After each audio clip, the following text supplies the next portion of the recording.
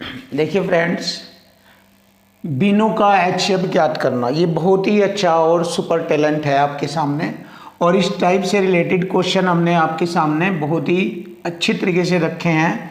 तो इन क्वेश्चनों का सॉल्यूशन करने के लिए मैंने आपको फर्स्ट वीडियो में ये बताया था कि यदि फ्रैक्शन में एचसीएफ पूछा जाए, यानी कि भिन्न वाली संख्याओं का अगर एचसीएफ पूछा जाए तो अंश वाली संख्याओं का एचसीएफ निकालते हैं और बटे में जो हर वाली संख्या होती है उनका एलसीएम निकालते हैं। तो इस प्रकार फ्रैक्शन वाले क्वेश्चनों में जब एचसीएफ पूछा जाए तो अंश का एचसीएफ और हर का एलसीएम ज्ञात करते हैं। तो यहाँ पर इसी प्रकार से हम क्वेश्चनों का सॉल्यूशन करेंगे। तो देखो, एचसीएफ कैसे बताया था मैंने आपको कि दो निकटतम संख्याओं के बीच का अंतर एचसीएफ होगा। तो यहाँ पर इनका अंतर कितना है? एक हमारा एचसीएफ है और बटे में हमने आपको एलसीएम अभी तक नहीं बताया। तो जब हमारा कंसेप्ट पूरा हो जाएगा ये एचसीएफ वाला, उसके बाद हमारा एलसीएम वाला चलेगा। लेकिन इससे पहले हम थोड़ा पॉइंटों पर यहाँ पर डिस्कस कर लेते हैं कि दी गई संख्याओं का एलसीएम कैसे ज्ञात किया जाएगा। तो आइए देख लेते हैं। देखो, एलसीएम ज्ञात करने के बहुत सारे तरीके हैं, उनमें से मैं आपको एक तरीका और बता रहा हूँ।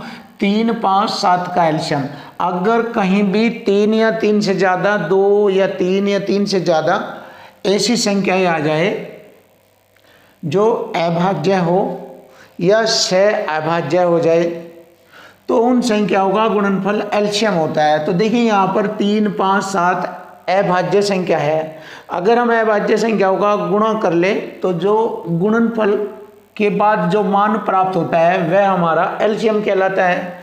तो यहाँ पर 3 पंजे 15 सत्ते 105।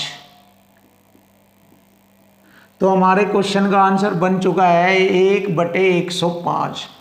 तो 1/105 ऑप्शन सी हमारे क्वेश्चन का आंसर है। तो इस प्रकार हम फ्रैक्शन वाले क्वेश्चनों का सॉल्यूशन कर सकते हैं। अंश का एचसीएफ और हर का एलसीएम ज्ञात करते हैं।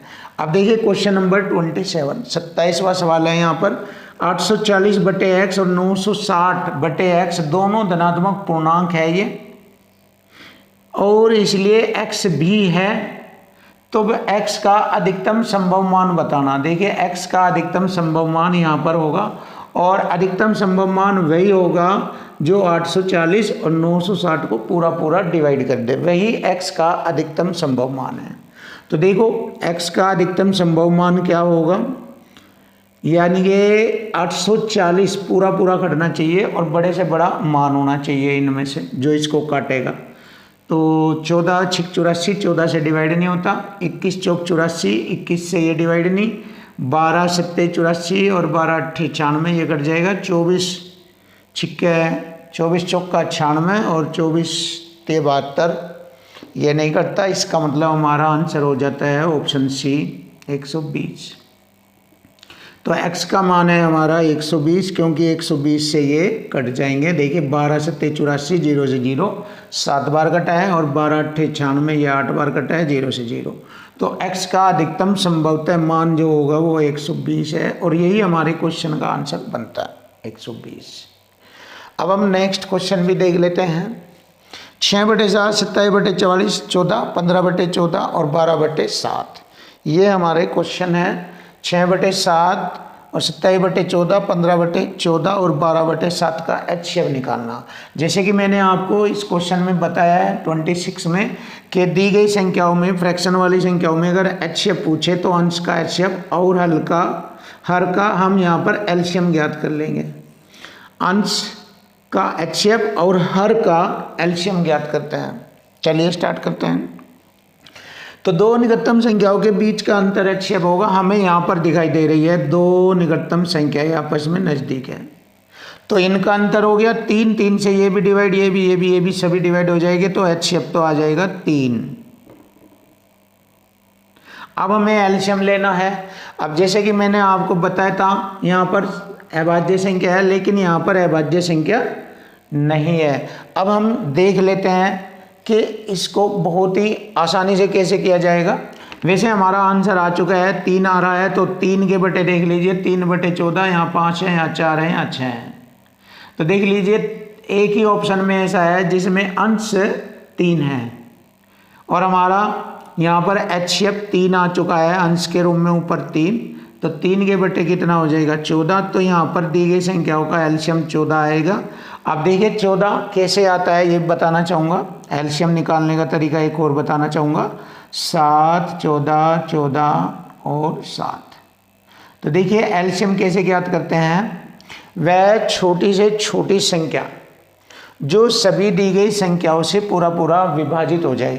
तो इसमें देख लेते हैं 7। अब 7 अगर मैं यहाँ पर लूँगा तो 14 से विभाजित नहीं होगी क्योंकि 7 14 से छोटा है, अतः 7 से बड़ा नंबर यहाँ पर 14 है। तो अगर मैंने 14 लिया तो 14 वह बड़ी से बड़ी संख्या है जो सभी दी गई संख्याओं से पूरा पूरा डिवाइड हो जाएगी। 7 दूनी 14, 14 एकम 14, 14 एकम 14 और 7 दूनी 14। तो यहाँ पर हमें मालूम हो चुका है कि हमारी दी गई संख्याओं का एलसीएम 14 है। तो इसलिए 3/14 हमारे क्वेश्चन का आंसर बनता है, ऑप्शन ए। नेक्स्ट क्वेश्चन देखते हैं, क्वेश्चन नंबर 29। देखो 1/2, 3/4, 5/6, 7/8, 9/10 का HCF ज्ञात करना है। तो वही तरीका, जो अंश वाली संख्या है उनका HCF और जो हर वाली संख्या है उनका एलसीएम ज्ञात करते हैं। तो ऊपर की संख्याओं का HCF देखो 1 आता है, क्योंकि यहाँ पर दी गई संख्याओं का निकटतम जो डिफरेंस है वो 2 है और 2 से ये संख्याएं कटती नहीं, अतः 2 के अंतर कर लेंगे यानी फैक्टर कर लेंगे। मैंने बताया था दी गई 2 निकटतम संख्याओं का अंतर HCF होगा या अंतर का फैक्टर। अब हमारा अंतर 2 आया तो 2 तो HCF बनता नहीं, तो अब इस अंतर के फैक्टर करेंगे हम, उसमें से बनेगा हमारा HCF 1 × 2, 1 दूनी 2। तो हमें मालूम हो गया है हमारा HCF आता है 1 आ गया ये, क्योंकि 1 से ये अंश वाली सभी संख्याएं डिवाइड हो जाएगी। इसके बाद एलसीएम देखते हैं, 2, 4, 6, 8, 10 इन सभी संख्याओं का एलसीएम लेंगे हम। वैसे देख लेते हैं एलसीएम का एक तरीका हो रहा है कि वह छोटी से छोटी संख्या जो दी गई सभी संख्याओं से पूरा पूरा डिवाइड हो जाए। तो देखो 10 से ये कटता है, पर यहाँ पर अंश के रूप में 1 नहीं है, तो ये ऑप्शन हमारा कैंसिल हो गया।